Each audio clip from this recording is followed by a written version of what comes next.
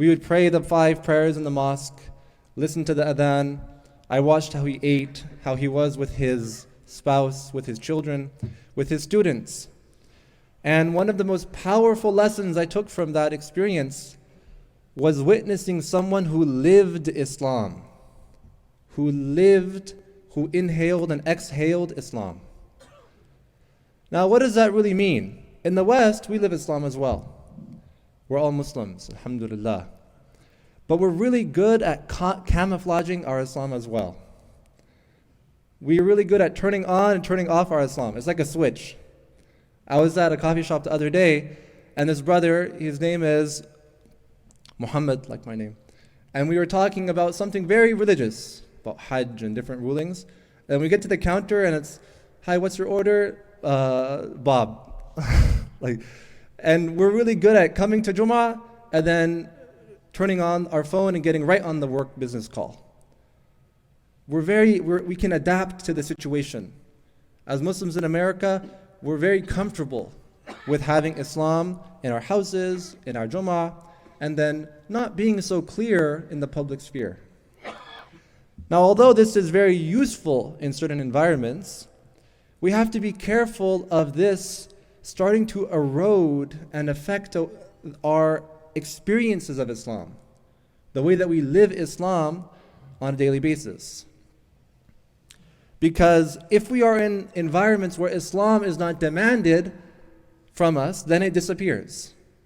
So what's a clear example? My teacher, every Eid, salah, he would do all of the slaughtering for the village. So they'd bring the goats and he'd slaughter. And when I finished the Quran, part of the graduation was that you had to slaughter your own animal.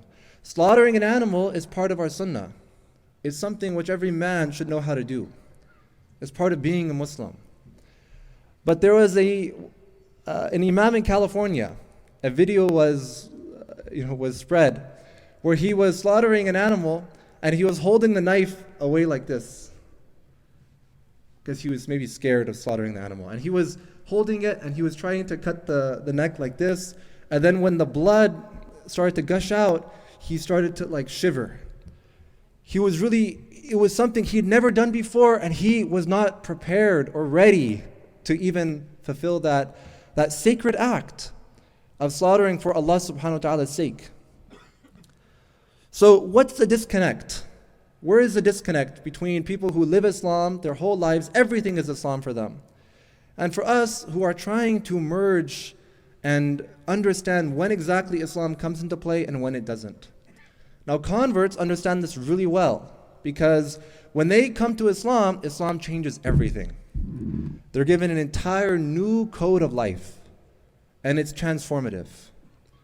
They will tell you, every one of them, that Islam changed my life. But for Muslims who grew up as Muslims, can we all say that Islam is transforming my life every day? I feel the transformative effect of Islam. Because are we really living Islam?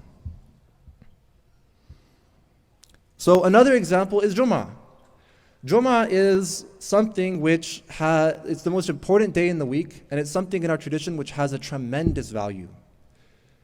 But there are etiquettes to Jumu'ah. There are ways that we can make Jumu'ah really special for ourselves and for our family. We can make Jumu'ah a very religious experience beyond just the khutbah. Because there are sunnahs to Jumu'ah: to show up to the mosque early, to take a ghusl, to wear perfume, to wear nice clothing, to smile, to be present in the salah, during the khutbah. I was at another khutbah in Canada, where I stay, and I was in the back, and there were a bunch of youth around my age, and they were watching the World Cup during the khutbah. So yes, root for your team. Love it. But when we're at Jumu'ah, we're at Jumu'ah. We're present, because we see this as a really, really important thing that we're doing. It's not just a cultural practice. It's something which transforms our lives, something which builds a strong connection with Allah subhanahu wa ta'ala, and we are showing our children how to live Islam. We're showing them what it means to be a Muslim. So when you wear the thobe or the religious clothing, when you smell nice, when you smile, when you're present, when you're focusing on the khutbah, this has a tremendous effect. And my father used to always make this a condition, that you wear Islamic and nice, ironed, good clothing to Jumu'ah. Even if everything else is failing, you show up to Jumu'ah looking good. What's another example? Da'wah. The scholars actually discuss what it means to live in a non-Muslim country. And one of the, you could say, conditions or strong etiquettes of living in the West is that we actually do da'wah. Now, what does da'wah mean? Yes, it means, for example, talking to people about Islam, but it also means living Islam in a way that people see what it's doing to our lives, how it's affecting us. And we will benefit our own Islam if we engage in these practices. I went on a da'wah trip, for example, with a bunch of young students of mine, 14, 15-year-olds. We went to the mall, and they were all so shy. They were kind of like sulking away, trying to avoid the center of the mall. They didn't want to be there. They were shy, but then once they got out there, we had a sign that said, "Islam is true, ask me why." Just ask me why. Then they felt what it means to wear this religion on their chest, to explain to people what it means to be a Muslim. Not to argue, not to debate, just to explain to people. And then you get a good insight into the Prophet ﷺ's history, his seerah. Because when we understand what he went through ﷺ to bring Islam to us, why Islam is in our households, it was very difficult. It wasn't easy. He was out there spreading this da'wah, and people were attacking him, people were insulting him, and that's what happened. We had a very simple sign, right? Why Islam is true, ask me why. We just wanted to engage in conversations, and we had people coming and saying, "You're all terrorists, your prophet's this, your prophet's that," insulting us. That's actually a good experience, because now you know what it means to give da'wah. You have a taste of what the Prophet ﷺ went through to bring Islam. Islam is it's not something guaranteed for all of us. We were blessed Islam, and we have to bring it into our lives. We have to live Islam. So what are some practices, some advice we can bring into every one of our lives? I asked one of my teachers, I said, what should we all be focusing on? He said, the salah in your homes. Establish the salah in your homes. It's not easy to make it to the mosque every day because it's far, we have work, but when you're home, make salah special. Did you know that it is recommended to do the adan and the iqamah for every salah, even if you're not at the mosque? So when you're with your children, do the adan, do the iqamah. Have them do the adan, do the iqamah. Those same students that were with me, whenever we would get, stand up for prayer, they would always fight to not do the adan. They're embarrassed, they don't want to do the adan. The Prophet ﷺ, how does he describe the adhan? He says, if they knew what was in the adhan, meaning the reward of the adhan, they would all be fighting for it. They would be drawing lots to give the adhan. So something which is tremendous in our religion, we don't feel comfortable doing it. We haven't practiced it enough. We haven't experienced Islam enough. So give experiences of Islam to your children.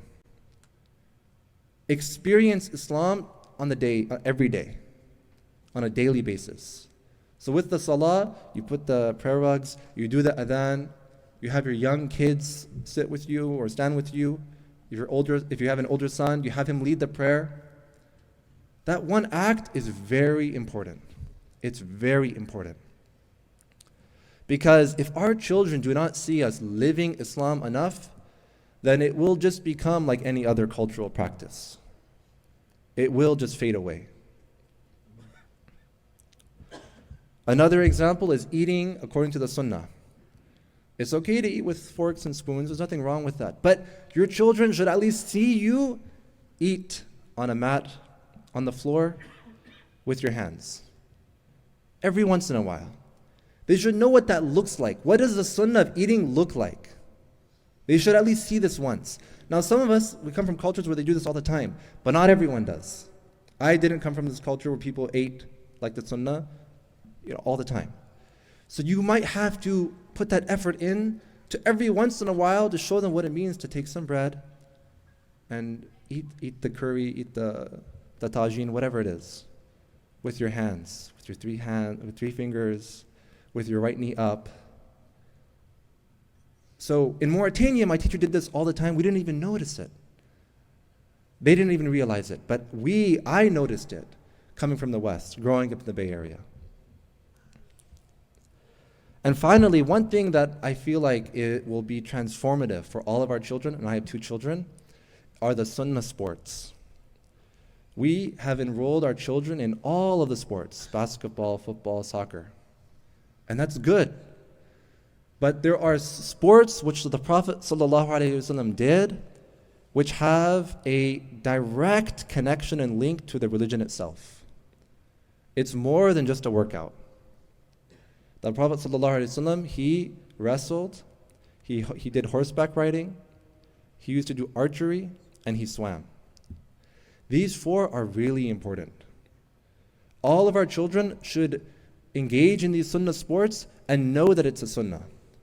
Know that it's something Islamic to shoot archery, to do horseback riding, to wrestle. There are so many values in these sports that we don't understand. And if we can begin to bring these Islamic experiences into our everyday life, we will see a new generation of Muslims. A new generation of people who, just as the converts connected to their Islam and held on tightly to it because they saw that it transformed everything about them, our children will feel the same way. أقول قولي هذا وأستغفر الله لي ولكم ولسائر المسلمين فيا فوز المستغفرين استغفر الله.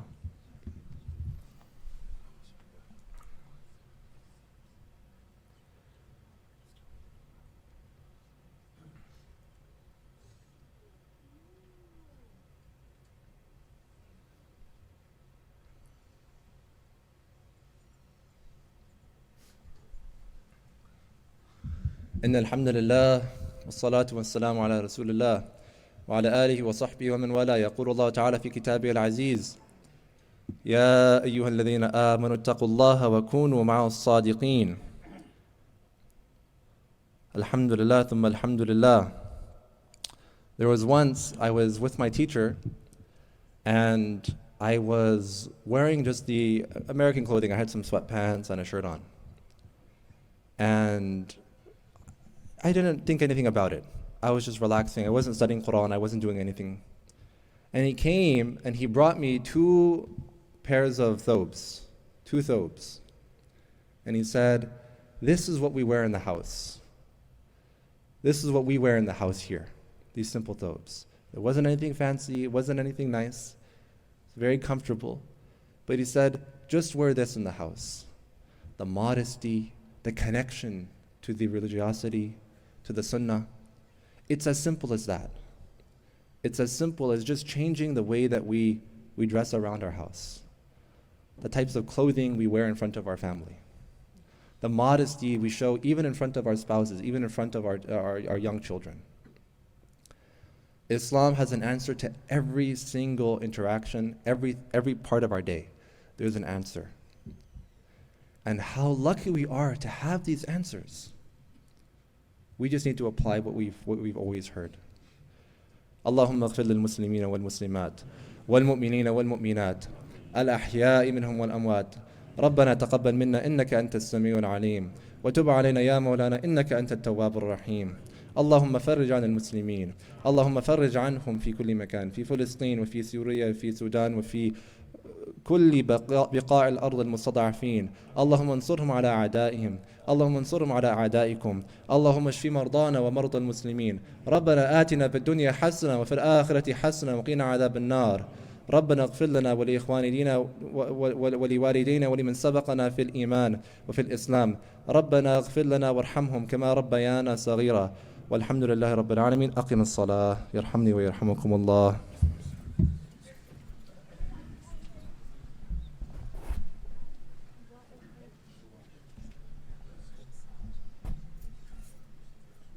الله أكبر.